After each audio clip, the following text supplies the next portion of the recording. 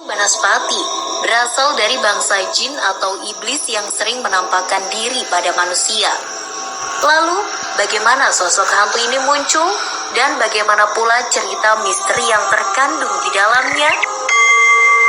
Menurut asal mulanya, Banaspati merupakan salah satu siluman paling ditakuti di seluruh tanah Jawa. Bahkan lebih dari itu, banyak masyarakat Jawa yang beranggapan jika Banaspati adalah salah satu raja dari semua siluman dan makhluk gaib yang ada di seluruh kerajaan Dedemit.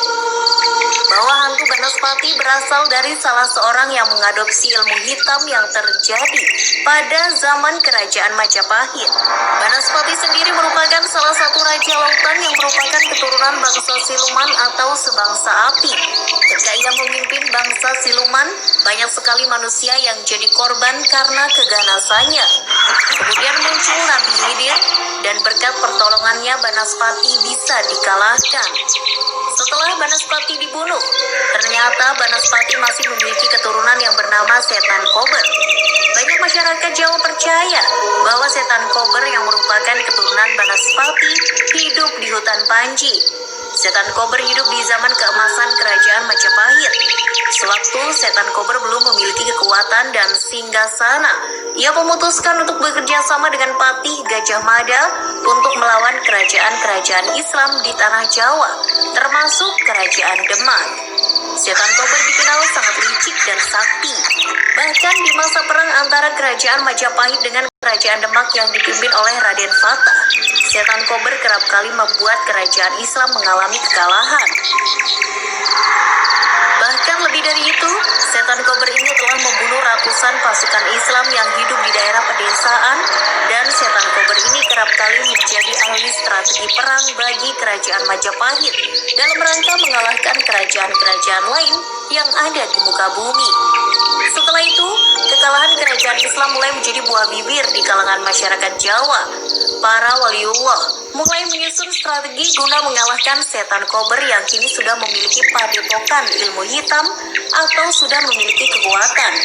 Beberapa waliullah seperti Sunan Gunung Jati, Pangeran Walangsungsang, Sunan Kalijaga, Sunan Kudus, dan Sunan Hasanuddin Banten mulai merapatkan barisan dengan memilih di antaranya untuk mencari beberapa tokoh aliran hitam. Lewat mandat Sunan Gunung Jati, mereka bergerak dengan cara terpisah dan lewat perjalanan panjang selama berpuluh-puluh tahun lamanya. Akhirnya mereka bisa menaklukkan seluruh bangsa siluman yang beraliran hitam.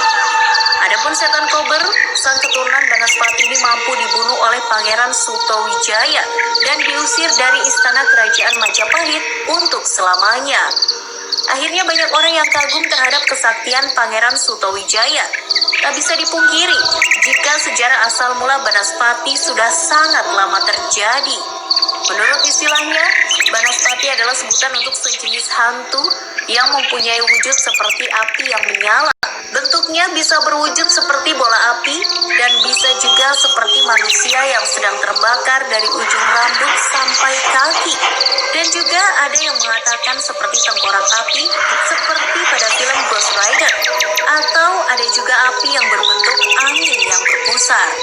Menurut mitosnya, hantu yang disebut sebagai makhluk jadi-jadian ini biasanya terbang rendah dari satu tempat ke tempat yang lain dan suka terlihat melintas di atas rumah dengan berwujud seperti bola api. Konon dikabarkan juga, hantu ini senang menyerang manusia dan membakarnya. Kelemahan dari Banaspati itu sendiri, konon berdasarkan para sesepuh zaman dahulu mengatakan bahwa Banaspati tidak bisa mendekati orang yang bersentuhan dengan tanah secara langsung. Selain itu, Banaspati juga tidak bisa mengganggu orang yang hafal bacaan ayat kursi dan orang yang rajin beribadah.